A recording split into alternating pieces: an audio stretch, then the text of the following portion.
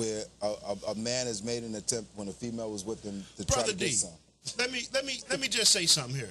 And the woman is like, I can't believe you're thinking about that now. And that's exactly what I'm saying. Correct me if I'm wrong. Is that if you and I were having a turf war, I'm a Blood, you a Crip or whatnot, and we have a turf war, and here's a dividing line or whatnot.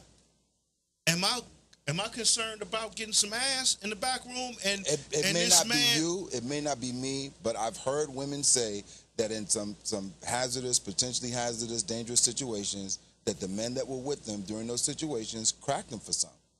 Well, hold on. In the midst of that situation. All right, what we're gonna do? So we're gonna move on real quick. A real quick question. If you had a friend that wanted to get married, they're not getting married. What would be the one word that you would tell them? If I could put it in just one word. One word. About marriage or what? Run! What are you saying? Hold on. I would say communication. If your friend wanted to get married and you wanted to tell them, or him or her, about something about marriage, what would that one, in one word, what would that word be? Other than running, I would say communication. Well, me never being married of the bunch, I would say trust. Okay, I kind of agree with D on that communication part. All right, if your child was in a relationship, all right, if you were talking to your child about relationship, what would be the one key strength that you would tell them to look for in a man or a woman? Did I answer this question on Facebook? Yes, you did. Yes, you did. Can you read my answer if you're not looking at it? Because I'm not going to remember what I said. D? Repeat the question, sir. Please. Okay. If you're talking to your child about relationship, what would be the one key strength you would tell him or her to look for in a man or a woman, him or her? Okay, I think I do remember what I said. Cooperation.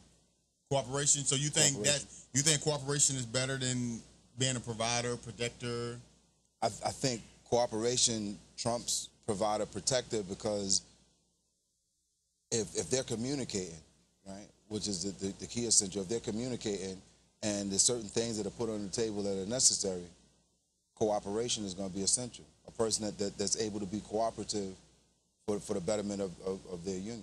Now I'm going to say this right here. This is what I thought about, and I let Ed respond to his comment on it. It made me think about this one question you asked this young lady once before.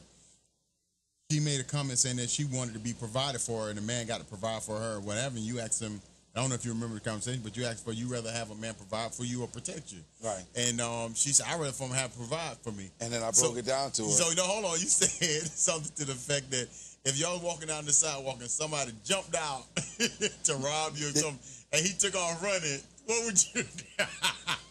No, the scenario was, I said, to what capacity do you see a man in your relationship? You know, provider, protector. She said, provider. I said, okay.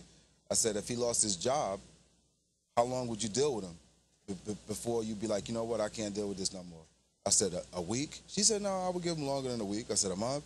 No, it would be longer than a month. We went all the way up to her going like over a year. I said, so you would deal with him being unemployed as long as he was able to verify to you that, hey, baby, I'm looking. I'm out here, I'm looking, I'm filling out applications. Maybe you even go and fill out some of the applications with her. She said, oh, in that case, you know, it'd be like 2 years or whatever, because he's trying. And I know he's trying. I said, okay, that's the provider end. He's not providing for that time, and you're still down with him. She's like, yeah. I said, okay. So now you're out on a date, and some guys, you know, come out of an alley and say, hey, let's rape her. And he takes off running. I said, how long would you deal with him? She said, I wouldn't deal with him no more. I said, so which one is more important, the provider or the protector? She said, protector.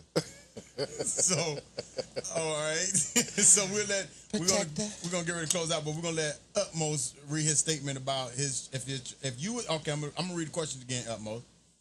If you were talking to your child about relationship, what would be that one key strength you would tell him or her to look for in a mate, in a person? To be Can you possibly read my response from Facebook?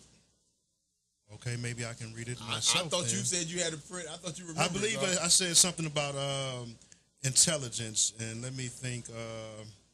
Okay, it says, okay. Though I don't have any children, so I probably can't really give a good answer, but I will say intelligence and common sense. I think being a provider and a protector comes with that along with responsibility. You have to be intelligent, responsible with some common sense. I don't know how far else I went on this, and I will respond to what I did respond to on the Facebook question. And I say, like, yeah, you have to have some type of intelligence and common sense, because I do believe that all of it's connected, whether we like it or not.